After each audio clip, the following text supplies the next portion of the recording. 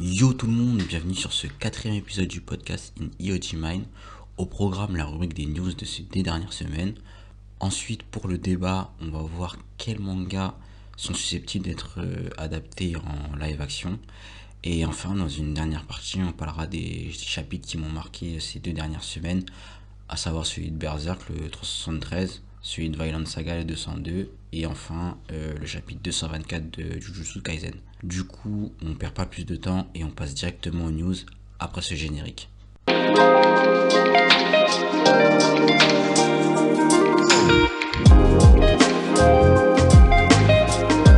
On commence cette rubrique avec le film Creed 3.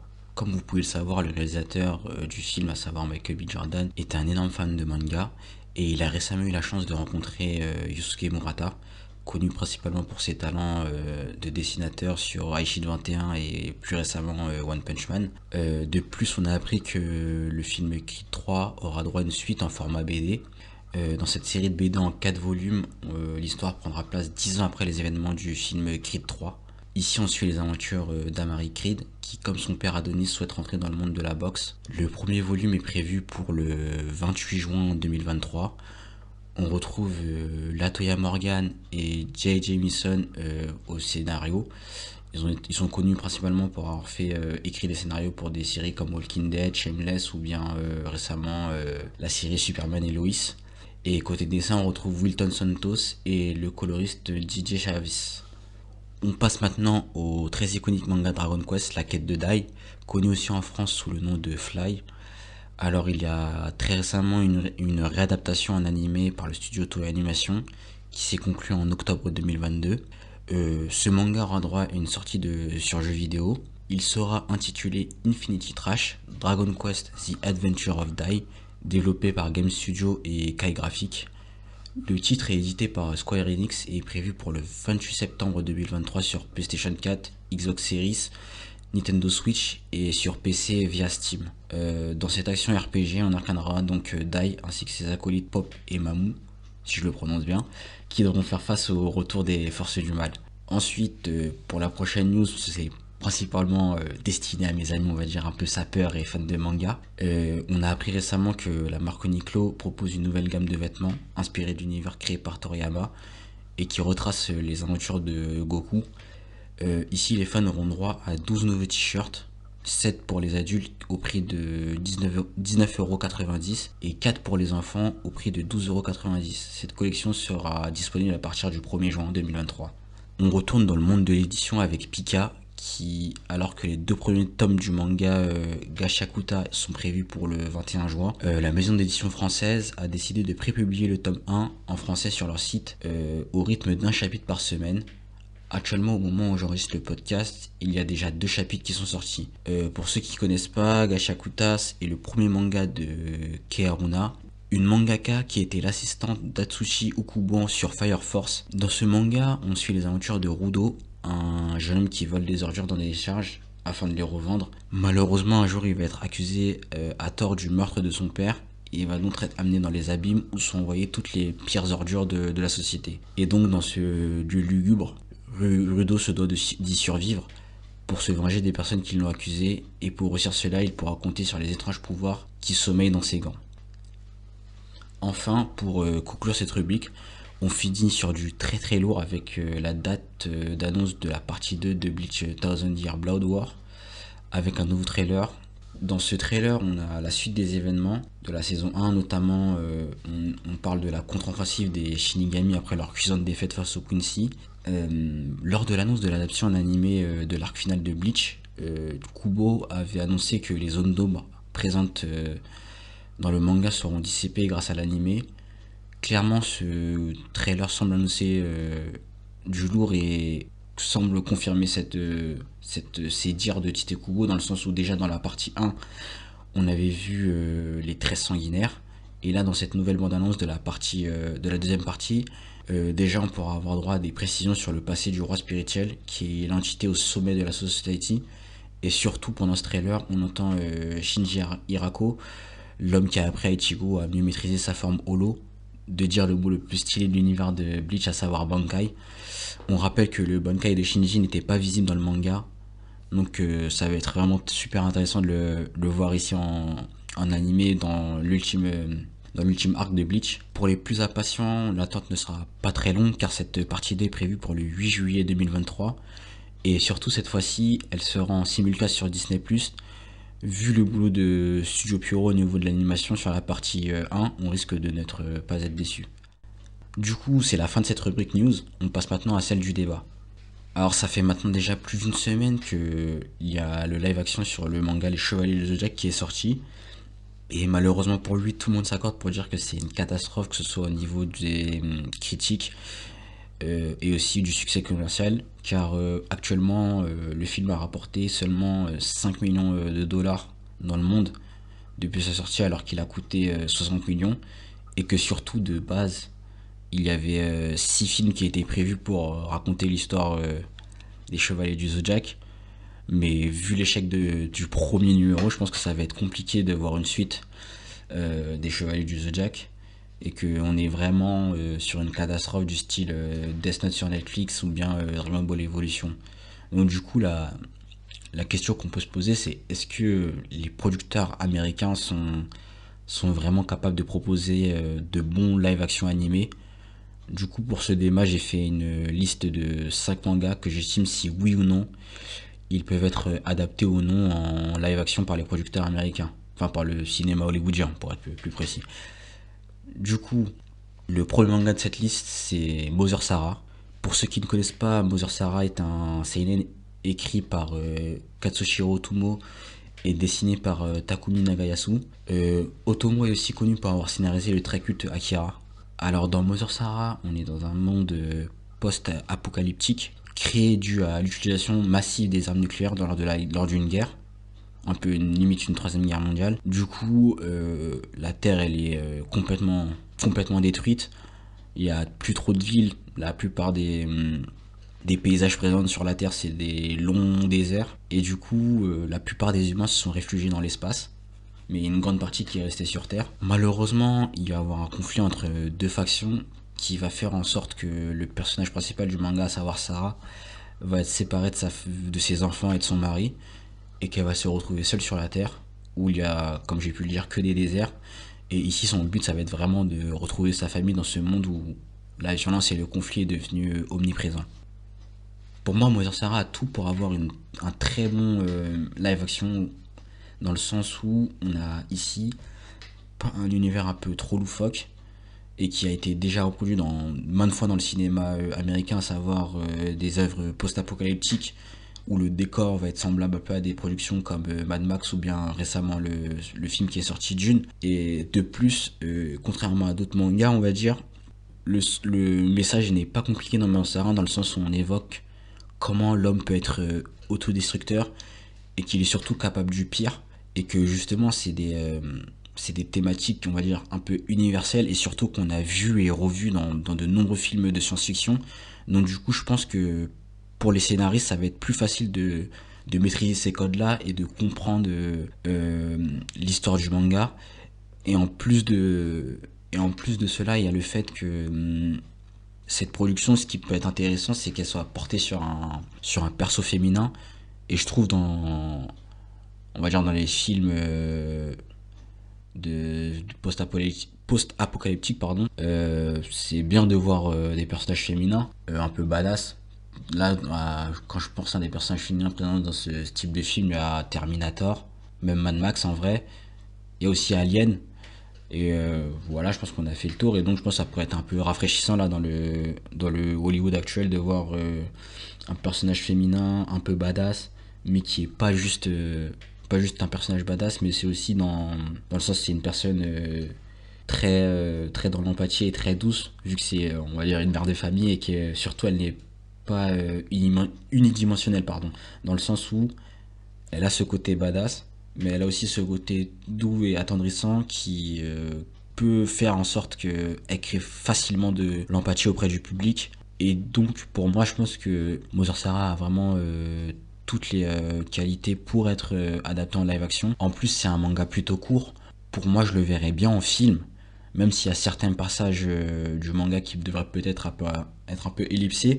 Mais je pense qu'il a toutes déjà les compétences requises pour être un mot live action en film, après même en série, mais série, ouais, je pense que c'est juste une saison, alors que un film, au pire, on peut faire un ou deux films, ou juste se concentrer que sur un seul film. Donc ouais, pour moi, Mother Sarah, ça peut être vraiment une bonne adaptation. Ensuite, le second manga de cette liste, c'est le très très très connu One Piece. Alors ici, je pense que j'ai pas besoin de faire un petit résumé. On sait déjà qu'actuellement une série Netflix est en préparation.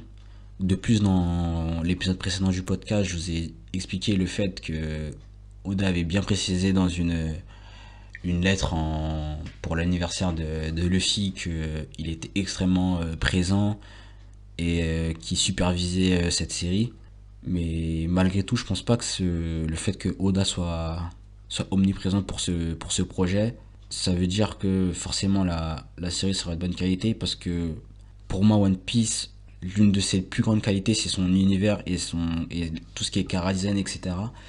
Et que malheureusement, je trouve qu'en live action, c'est limite, voire c'est presque impossible à adapter, en fait, dans le sens où, par exemple, rien que le pouvoir de Luffy, toutes les choses qu'il fait au combat avec son pouvoir, je les vois mal en animé, en fait.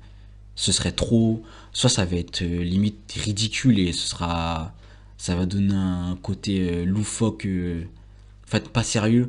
À l'œuvre, limite, elle va pas être respectée avec les effets visuels, et que surtout il y a trop de choses qui, en fait, des choses qui se passent que je vois que en manga, mais pas du tout en live action. Par exemple, Zoro, je vois pas comment ils vont faire en sorte qu'il ait trois sables. Pour moi, c'est impossible. Et même certains fruits du démon, ça va être vraiment super compliqué de les réadapter.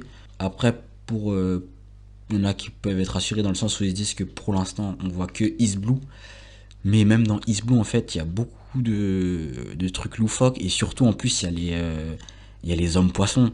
Et franchement, c'est l'un des trucs où j'ai le plus peur. Je vois mal comment ils vont adapter les hommes poissons. Après, il y en a beaucoup qui se rassurent en évoquant aussi le fait que le cast des personnages est très réussi. Et il faut l'admettre, hein, le casting est plutôt bon. Parmi les acteurs qui incarnent par exemple Usopp ou Nami, je trouve ils ont été parfaitement castés, ils ressemblent grandement au personnage du manga, mais je pense pas que ça va suffire. Et vraiment, pour moi, je pense que la série Netflix One Piece va, peut-être ça va marcher, mais je pense pas que ça va rencontrer un succès critique, etc. Du coup, pour le troisième manga de cette liste, on va parler de Monster, le manga créé par Naoki Urasawa. Ici, on suit les aventures de Tenma, un ancien chirurgien qui veut remédier à son erreur car il a sauvé un enfant qui va par la suite devenir un dangereux criminel. Alors, ici, contrairement à One Piece, pour moi, ce manga a tout pour connaître une bonne adaptation en live action. Parce que déjà, dans un premier temps, on a une histoire qui se déroule en Allemagne, notamment dans un contexte où on suit l'Allemagne quand elle a été scindée en deux après les événements de la Seconde Guerre mondiale. Donc du coup, on a un univers et un décor que connaissent mieux le cinéma hollywoodien, vu le nombre de films traitant de la Seconde Guerre mondiale. Et comme ça, contrairement à Death Note, ils n'auront pas besoin de faire de vieilles entourloupes pour faire en sorte que le personnage soit américain et non pas japonais, etc. Du coup, et en plus, je pense que ce sera mieux pour les producteurs. Je pense que le fait que ça se déroule en Allemagne, ça peut être plus intéressant pour eux, plus vendeur entre guillemets. Après aussi, le deuxième argument, c'est le fait que ici, on n'a pas de super pouvoir. On a vraiment un vrai thriller policier sur les faits poétiques et complots qui nous faut comprendre qu'on est sur une affaire d'ampleur nationale. Et justement, le scénario, il est très riche vu le nombre de personnages qui apparaissent dans l'œuvre. Et en plus, ces personnages ils sont vraiment pas inutiles, parce que à chaque fois qu'on les rencontre et qu'il y a une interaction avec eux, ça nous permet d'avoir une réelle avancée dans l'intrigue et de mieux comprendre cette dernière. Donc vraiment, il y a un univers riche, etc. C'est une vraie enquête qui est menée de bout en bout et très bien menée, en fait. Il y a vraiment un vrai fil conducteur qu'on suit très bien, et donc je pense que ce serait facile à scénariser, à adapter. Et ensuite, il y a pour moi l'une aussi des grandes qualités de Monster qui font que c'est un grand manga, c'est le fait que l'antagoniste du manga, savoir Johan, je trouve que c'est un antagoniste qui qui est fait pour on va dire qui est fait pour le cinéma, dans le sens où il a un côté très intelligent et machiavélique, des grands méchants de thriller un peu à la Seven, mais il a aussi ce côté, comme j'ai pu le dire, intelligent, mais surtout caméléon, capable de se fondre dans la société, et surtout de nous faire un peu questionner sur nos mœurs, avec de vrais monologues qui font penser à des personnages comme le Joker ou Lex Luthor. Donc il a vraiment des caractéristiques qui font de lui vraiment un grand méchant, et justement le fait qu'il se rapproche de ces grands méchants du cinéma, pour moi ça c'est un argument en plus pour permettre à Monster d'avoir vraiment une bonne adaptation en live action, parce que pour les scénaristes et les producteurs, vu qu'on a déjà eu ce type de méchant dans le monde du cinéma, ça va être plus facile pour eux de comprendre l'essence du personnage. Et comme j'ai pu le dire, comme on est dans un thriller, ils comprendront encore plus le fait de rendre Yoann un personnage limite un peu mystique, genre. Après, le seul bémol, on va dire, c'est le fait que, vu que, comme j'ai pu le dire, il y a vraiment énormément de personnages, et en plus qui sont vraiment importants, qui vraiment apportent à l'intrigue. Pour moi, si on l'adapte en live action, pour moi c'est primordial qu'ils soient en série et pas en film. Et en plus, vu son côté thriller, enquête criminelle, etc., je trouve que ce serait vraiment pertinent de le faire en série. Surtout qu'en plus, cette enquête criminelle, on suit pas juste un point de vue, on suit plusieurs points de vue. Donc pour moi, il y a plusieurs idées de mise en scène en série qui peuvent être captivants et vraiment faire de Monster un bon live action. Ensuite, pour le quatrième manga de cette liste, on va parler ici de Jojo Bizarre Adventure d'Araki. Alors je pense ici, comme One Piece, c'est un manga extrêmement connu, notamment grâce à son excellent animé. Donc je pense que la plupart des personnes connaissent Jojo. Mais bon, pour résumer, on va dire l'œuvre, sans trop spoiler, parce que c'est un peu difficile de faire un résumé sans spoiler, on va dire que dans ce manga, on suit les aventures de la lignée Joestar qui doit faire face à différentes menaces au fil des siècles. Et du coup, pour briser le suspense, on va dire, un peu comme One Piece, je vois mal l'univers de Jojo être adapté en live action en fait. Rien qu'avec le chara design des personnages qui ont une musculature qui est beaucoup trop exagérée. Et surtout le fait que l'une des forces de Jojo, à savoir les pouvoirs des stands, je pense qu'au cinéma c'est impossible à être adapté, parce que en fait pour les effets spéciaux il faudrait des moyens colossaux, et surtout le fait que je sais, pour moi ça ferait limite un peu cheap en fait de voir les stands en live action, etc. Et en plus, l'un des autres problèmes de Jojo, c'est le fait que dans Jojo, dans chaque partie du manga, on suit un Jojo différent dans une nouvelle époque. Donc je pense qu'en tant que producteur, c'est beaucoup trop risqué à produire et de miser sur Jojo Bizarre Adventure. Et en plus, le pire, c'est que enfin, pas le pire parce que c'est vraiment une qualité de Jojo, c'est que chaque partie de Jojo représente, on va dire, un genre différent. Par exemple, dans la partie 3, on est une espèce d'épopée. Dans la partie 4, c'est limite un thriller, mais aussi un slice of life. Quant à la partie 5, on est dans l'univers de la mafia. Et je parle même pas de la partie 7 qui est considérée comme l'une des meilleures, si ce n'est la meilleure. Et cette partie 7, elle se déroule dans un contexte historique où limite on fait face à l'ancêtre du Paris-Dakar. Donc entre ce contexte-là, plus les pouvoirs, je vois mal Jojo être adapté. Après, la possible solution, on va dire, c'est d'adapter qu'une seule partie de Jojo.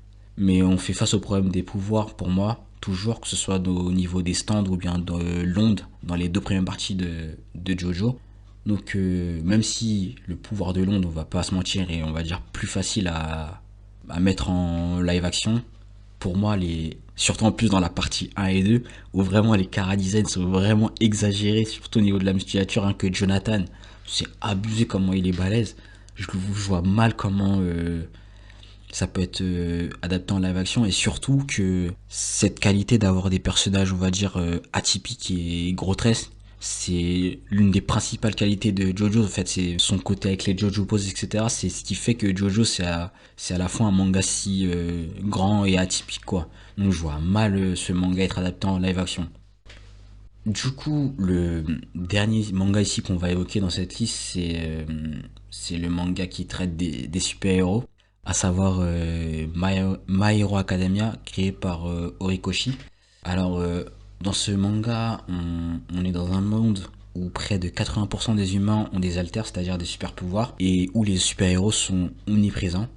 Ici, on va suivre les aventures de Midoriya, un jeune homme qui souhaite lui aussi devenir un super-héros, malgré le fait que contrairement à une bonne majorité des hommes, il n'a pas de super-pouvoir. Alors, pour My Hero Academia, je suis extrêmement mitigé.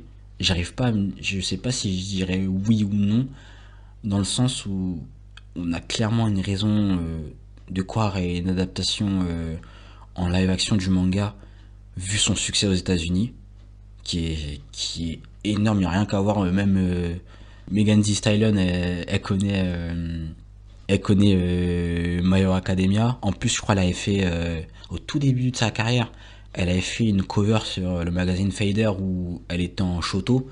Donc vraiment, c'est un manga qui a vraiment connu un énorme succès aux États-Unis et ça a fait en sorte que là récemment les États-Unis ça devient de plus en plus on va dire le second marché du monde du manga en passant même devant la France et que surtout ce qui fait que My Hero Academia ça peut être adapté en live action c'est le fait que il est grandement inspiré des comics en fait rien que All Might le mentor de Deku on voit bien que ce dernier c'est le Superman de cet univers quoi parce que les deux ils représentent un idéal du super-héros.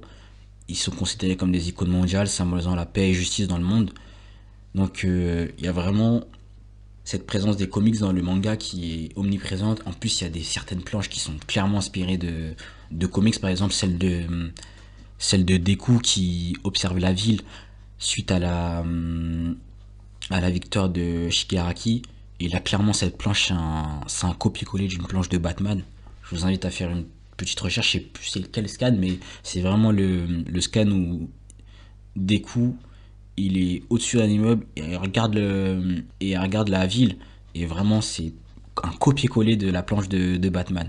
Et donc, du coup, je me dis, vu tout ça et le fait que My Hero Academia, ça se rapproche, c'est le manga qui se rapproche le plus des comics, je me dis que il peut être facilement adapté dans le sens où bah, on a eu d'excellentes adaptations de comics, que ce soit les premiers Spider-Man avec Tobey Maguire ou les récents Marvel, surtout jusqu'à la phase 4, parce que la phase 5, enfin le début de la phase 5 c'est un peu nul, même la phase 4 elle est un peu mollo, et là plus récemment la série The Boys, donc clairement pour les scénaristes et producteurs, on irait dans un univers dont ils comprennent et connaissent les codes, donc beaucoup plus facile à adapter. Après, le problème c'est que, un peu comme One Piece et Jojo, ma crainte va se baser principalement sur les pouvoirs en fait. Parce que, on va dire, que ce soit Deku, Shoto ou Stain, pour moi, leurs pouvoirs, ils passent parfaitement à l'écran. Je les vois bien à l'écran. Mais par contre, des personnages comme Mineta, Bakugo, Fumikage ou bien Tamaki, je les vois mal être adaptés en live action. Et en plus, on peut, dans la liste des personnages que j'ai cités, à part on va dire Minata, même Minata en fait il est important, mais la plupart ils sont trop importants pour l'intrigue de My Hero Academia, donc je vois pas faire une technique de producteur et dire ah, bon vas-y lui on le retire, on l'enlève quoi. Pour moi ça va être compliqué dans le sens où il y a vraiment beaucoup d'arguments qui font en sorte que My Hero Academia peut être adapté en live action, mais d'un autre côté le fait que on a du mal avec tout ce qui est pouvoir et en plus vu que c'est My Hero Academia, est-ce qu'ils accorderont pardon, un budget assez conséquent pour les effets spéciaux. Ça fait en sorte que si pour moi ils se ratent au niveau des pouvoirs, en fait ça va complètement tuer l'adaptation. En fait, c'est comme si dans un Marvel ils avaient raté le pouvoir de Doctor Strange en fait. Je pense que dans le futur il y aura une adaptation en live action, mais après est-ce qu'elle sera bonne? Là encore j'ai quelques doutes, même si mes doutes sont moins présents que pour One Piece ou Jojo. Et pour finir cette rubrique, j'aimerais aussi parler de One Punch Man car il y a maintenant 3 ans, le magazine Variety avait annoncé que le studio Signo Pictures avait décidé de réaliser pardon, un film basé sur le manga One Punch Man. Et on apprenait également que le script de ce live action serait réalisé par les scénaristes du film Venom et que il y a de quoi s'inquiéter parce que vu la qualité des films Venom, ça va être compliqué qu'ils adaptent One Punch Man et que surtout vu que la grande force de One Punch Man c'est son humour et son côté parodique des codes du shonen, est-ce que les scénaristes à la charge de ce projet vont être capables de déceler cela? J'en doute un peu. Donc c'est pour ça que je pense que malgré l'échec des Chevaliers du Zodiac, il va y avoir encore des mangas qui vont être adaptés par le cinéma américain, surtout vu le succès actuel des mangas aux États-Unis.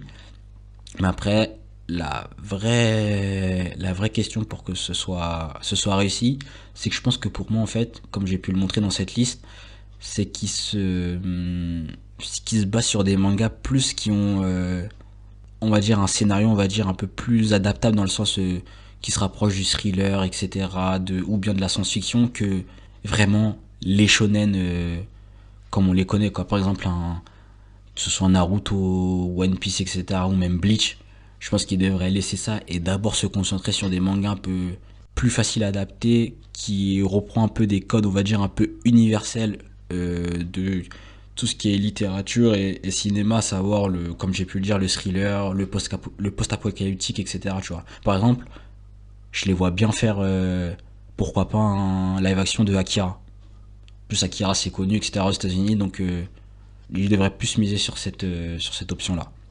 Du coup, pour conclure ce 4e épisode, on va maintenant parler des chapitres qui ont marqué au cours de ces 2 dernières semaines. Alors, on commence avec le chapitre 373 de Berserk.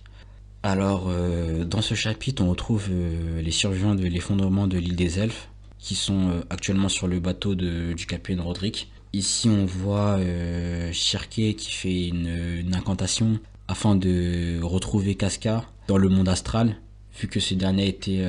enfin, le monde astral il a été un peu détruit dû à la venue de Griffiths sur l'île des Elfes. Et du coup, pour réaliser son incantation, elle a besoin de tous les survivants qui se réunissent auprès d'elle. Et vraiment, son but, c'est de retrouver Casca, savoir où elle est.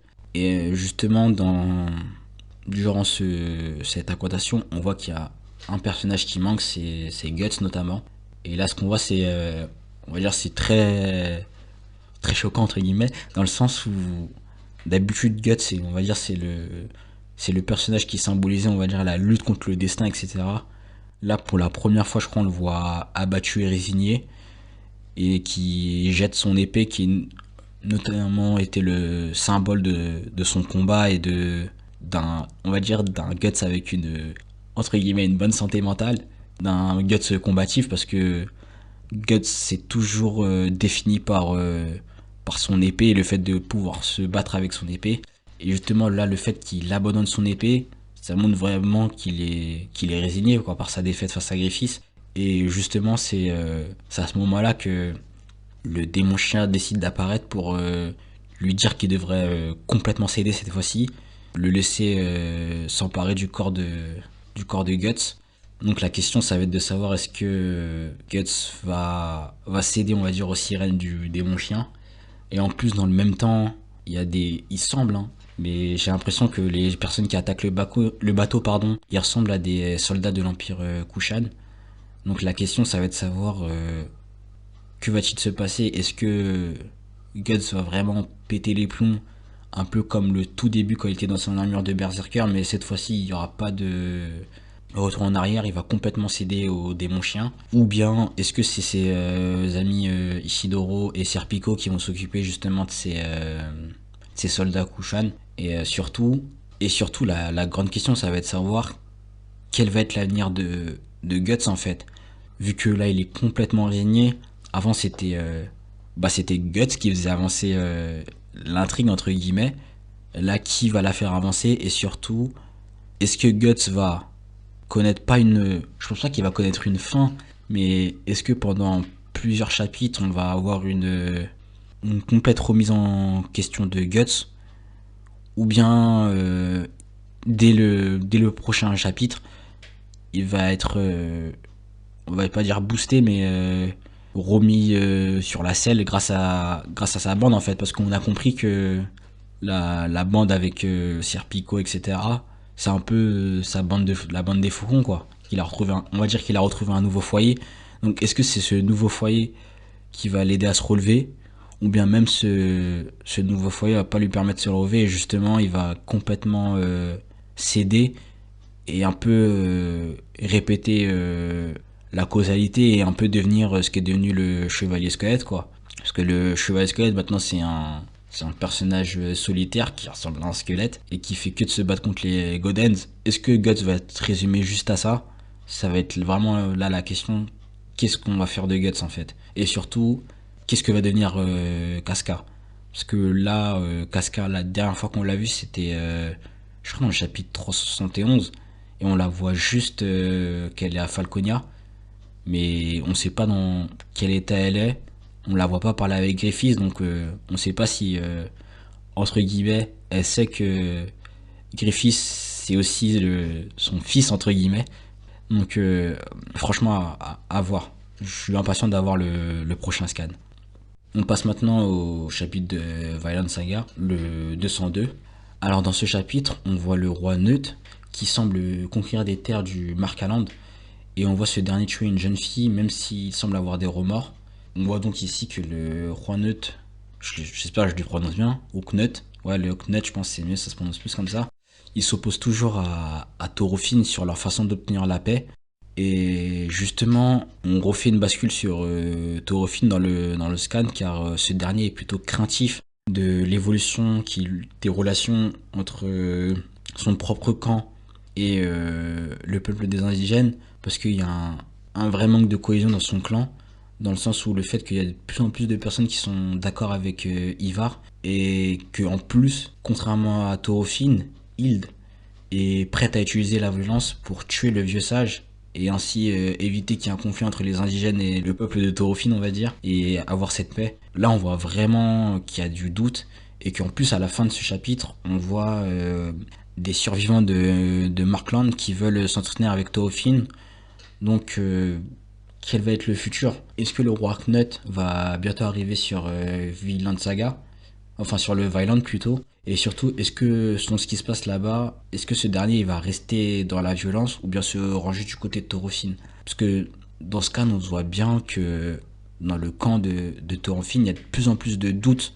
On doute de plus en plus de la façon de voir de Thorofinn, parce que même son frère, on va dire Einar, commence à douter du fait qu'on peut atteindre la paix sans violence. Donc, pour moi, ça va être vraiment intéressant de voir est-ce que si le roi Nukt arrive sur Vineland, est-ce qu'il va avoir une terre où il y a un conflit et justement il va être renforcé dans ses idées et se dire que c'est moi qui ai raison et pas Thorofinn et justement faut une part de violence pour créer un monde de paix.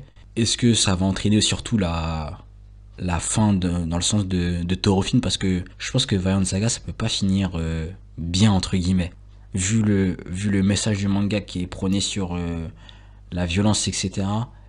Et vu ce qui se passe là avec le peuple des indigènes, parce que dans les deux cas en fait, que ce soit dans le peuple des indigènes et avec Thorofinn, le clan de Thorofinn, pardon, il y a le fait que il y a une partie qui pense qu'on peut régler, qui adopte la vision de Thorofinn, mais il y a un autre, il y a une autre vision qui est présente dans ces deux camps, dans le sens où c'est des étrangers et qui peuvent conquérir les terres en fait. Donc ça va être vraiment intéressant de voir ce qui se passe, s'il y a un conflit ou non, et surtout qu'est-ce que Thorofinn va faire en fait, surtout pour Hild en fait. Parce que Hild l'a pardonné, c'était peut-être l'une des plus belles scènes du manga. Mais si elle se met à tuer, est-ce que ça va pas devenir Thorofinn qui va devoir être un peu son gardien comme elle a fait au début quand elle le rencontre pour voir si Thorofinn avait vraiment évolué? Est-ce que Thorofinn ça va pas être ici là la personne qui va refaire encore changer Hild pour qu'elle passe pas qu'elle passe du côté du minute parce que malgré ses intentions de tuer, elle le fait pour obtenir la paix. C'est juste, est-ce qu'elle va complètement épouser la vision de Thorofinn? C'est ça qui va être intéressant. Et surtout, je pense que, vu ce qu'on voit du roi Nut là, je pense qu'il y aura bientôt une confrontation entre les deux en fait. Et après, ça va être de voir lequel des deux va prendre le pas sur la vision de l'autre. C'est ça qui sera vraiment intéressant à suivre. Enfin, on va passer maintenant au dernier chapitre qui est le chapitre 224 de Jujutsu Kaisen. Alors ici ça va être très court, malgré que ce scan soit super dans le sens où très bien rythmé, etc. Là on voit on va dire que de la bagarre. On voit direct Sukuna et Gojo qui se battent. On a des super planches, des super découpages. On a vraiment l'impression que les deux se comprennent et que surtout ils semblent même pas être à 10% de leur force maximum. Donc ça donne vraiment un combat super intéressant avec de superbes interactions, même la fin du chapitre. Quand Gojo veut accuser Sukuna d'avoir détruit la ville, mais qui se rappelle qu'il est filmé, que c'est retransmis en direct, c'est plutôt marrant. Donc maintenant, je pense qu'au prochain chapitre, on aura la suite du combat. Donc à voir ce qui va se passer. Perso, je vois toujours Sukuna gagner vu ses pouvoirs. Surtout que le fait que de base Sukuna, il est considéré comme le démon le plus puissant. Et en plus maintenant il a les pouvoirs de... comment il s'appelle, j'ai oublié son prénom. De Fugoshiro. Or que Gojo l'a clairement expliqué que Fugoshiro en fait il a un pouvoir qui est capable de rivaliser avec le pouvoir du sixième œil de Gojo. Donc pour moi, je vois mal Sukuna perdre en fait. Déjà au départ, moi je voyais plus ça combat Gojo Kenjaku. Mais maintenant je me dis que c'est de plus en plus logique que ce soit Itadori qui s'occupe de Kenjaku. Vu son lien avec lui, vu que c'est son père quoi. Et surtout le lien qu'il a avec son frère Shoso.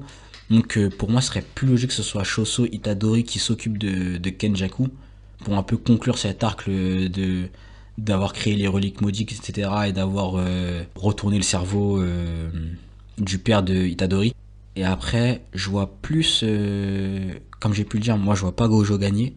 Je le vois quand même bien affaiblir Sukuna et que ça permettra justement à la nouvelle génération, à savoir Yuto, Akari et Maki, de finir un Sukuna qui est plutôt affaibli de son combat contre Gojo justement. Comme ça, on va dire que Gojo il aura réussi ce qu'il s'est promis à la suite de la mort de Geto, à savoir créer un monde où il y a plusieurs exorcistes qui sont à son niveau, qui sont au même niveau que lui en fait. Donc pour moi je pense que ce sera plus vers ça qu'on se dirige. Après peut-être je me trompe, hein, peut-être vu le rythme là de Jujutsu, peut-être l'auteur il va faire en sorte que limite il y a pas de survivants, parce qu'en plus il avait dit ça en interview que c'est possible qu'il y ait très peu de survivants. Donc franchement à voir, mais ouais là c'est super intéressant le Jujutsu. Franchement là depuis une dizaine de chapitres là on enchaîne les pépites. Donc à voir pour la suite. Du coup, c'est la fin de ce quatrième épisode. J'espère que ce dernier vous a plu. N'hésitez pas à me faire des retours sur l'épisode, que ce soit en commentaire sur YouTube ou bien en me laissant un avis sur Spotify ou Apple Podcast, me dire ce que vous avez pensé du débat. Et n'hésitez pas aussi à me dire votre liste de mangas que vous voyez bien être adaptés en live action dans les commentaires, etc. Du coup, moi je vous dis à dans 2 semaines. Peace.